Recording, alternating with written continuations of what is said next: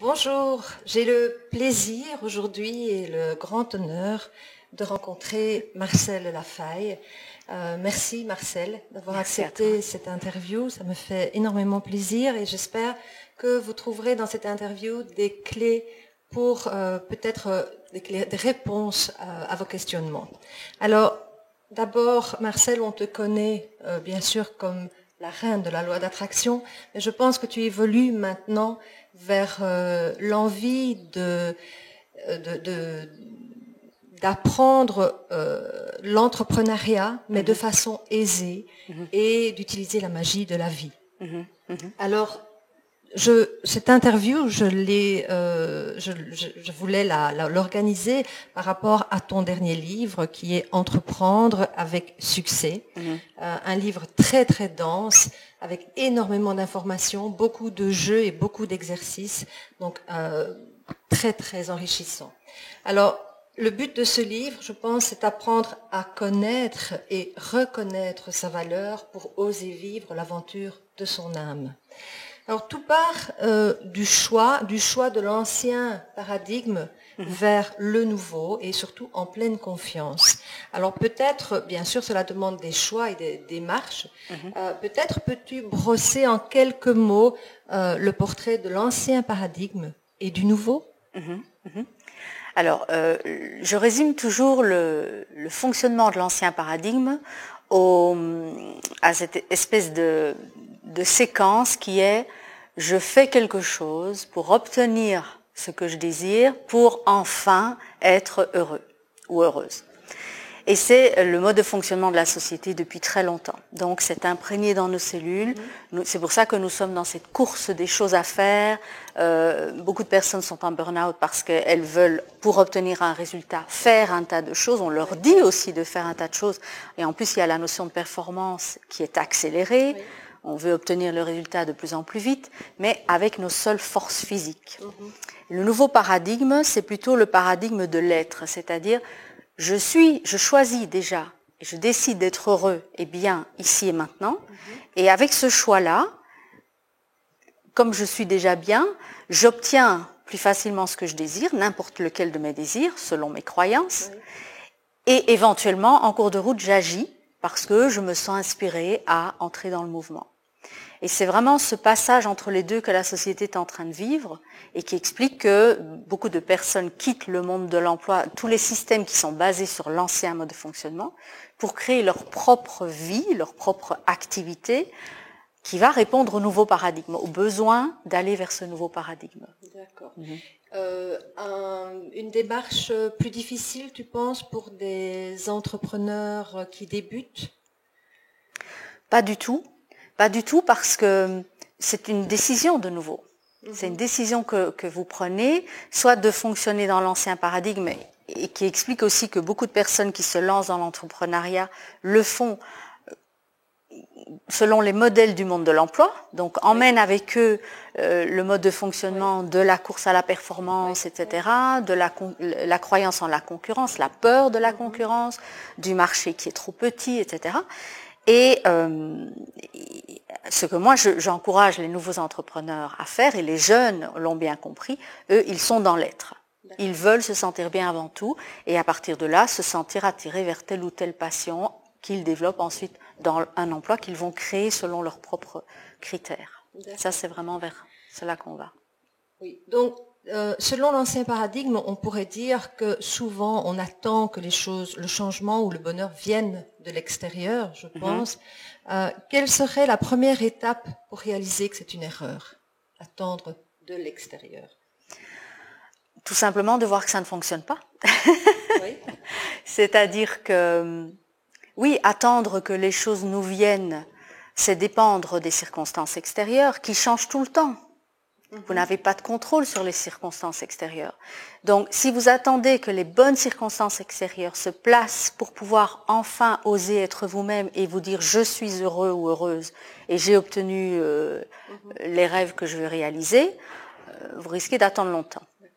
Donc, la première étape, c'est d'arriver à prendre suffisamment de recul pour se dire « ok, ça ne fonctionne pas, donc qu'est-ce que je fais à la place ?» Et c'est revenir, l'ancien paradigme était basé sur le faire, donc sur l'action extérieure, et le nouveau paradigme, c'est je reviens à l'intérieur de moi, et en fonction de ce que je sens à l'intérieur de moi, j'agis sur les inspirations qui me viennent. Tout à fait. Tu places l'argent en premier dans le top 5, je dirais, des valeurs. Souvent, l'ancien paradigme, de nouveau, nous fait souvent utiliser l'argent comme excuse pour ne pas évoluer. On n'a pas l'argent pour faire telle ou telle formation ou évoluer, se développer. Quelle étape pourrait-on donc franchir en premier pour redéfinir une nouvelle relation à l'argent? Alors c'est vrai que l'ancien paradigme utilise l'argent comme une excuse pour ne pas avancer. Parce que c'est facile de rejeter la faute sur l'extérieur. Si je n'avance pas, c'est à cause de l'argent, du manque d'argent, ou c'est à cause de mon conjoint ou ma conjointe souvent, ou c'est à cause de mon supérieur, mon boss, etc., ou la société. Et on retrouve là l'extérieur de nouveau. Et on retrouve cette focalisation sur l'extérieur. Et c'est aussi une façon de céder son pouvoir à l'extérieur plutôt que de se dire mais en fait j'ai tout à l'intérieur de moi, je peux créer exactement ce que je désire. Alors pourquoi est-ce que je mets l'argent dans le top 5 des valeurs que je vous invite vraiment à développer? C'est que la société nous a tellement habitués à voir l'argent comme quelque chose de négatif, quelque chose qui fait peur même. L'argent a du pouvoir sur nous. Parce que dès que nous pensons à l'argent, dès que nous parlons d'argent, il y a des tensions dans notre corps. Nous voyons l'argent comme une espèce de monstre qui n'est jamais là quand on a besoin de lui ou qui n'est pas là en quantité suffisante. Et donc, inconsciemment, nous nous empêchons d'en avoir plus. Donc, mon but en le mettant dans les valeurs principales, c'est que vous voulez le placer comme une priorité dans votre vie, mais avec une relation positive à l'argent. D'accord.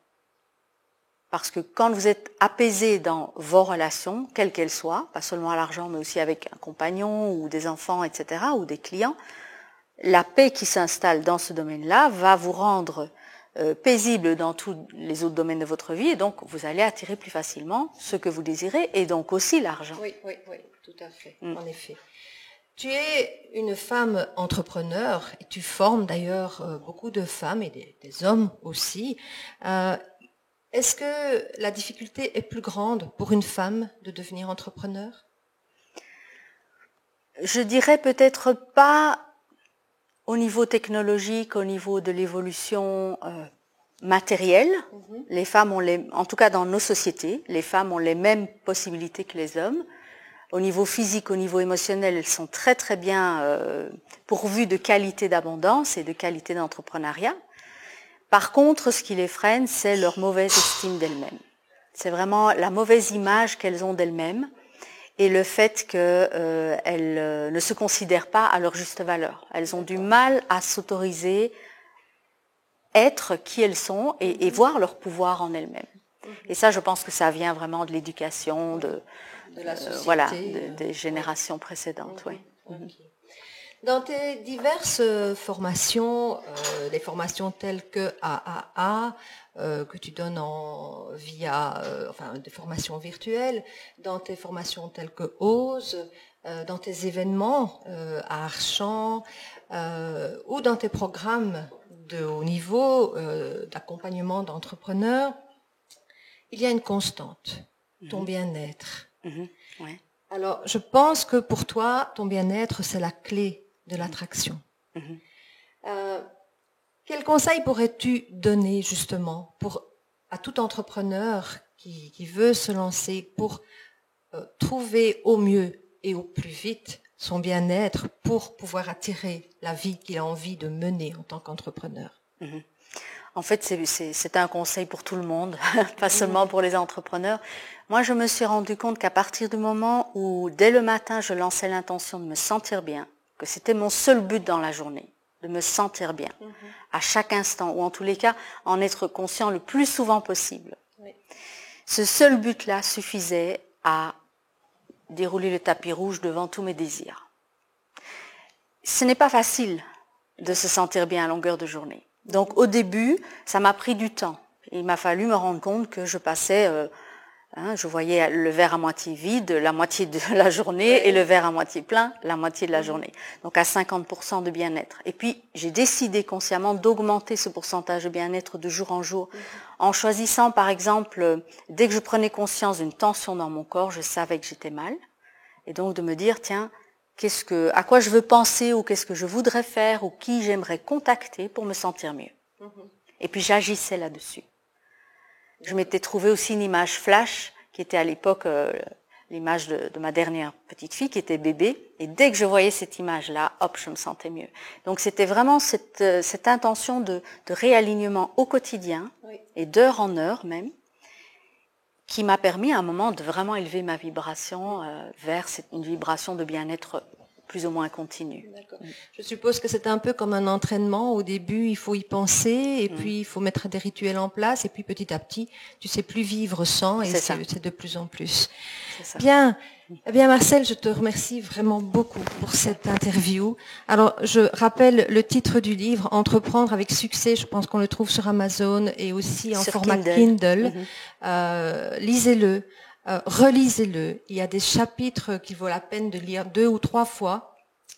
On y trouve énormément d'informations et, comme je vous le disais, des jeux et des exercices vraiment très très pratiques. Alors, un tout grand merci pour ce livre et toutes ces informations que tu nous donnes.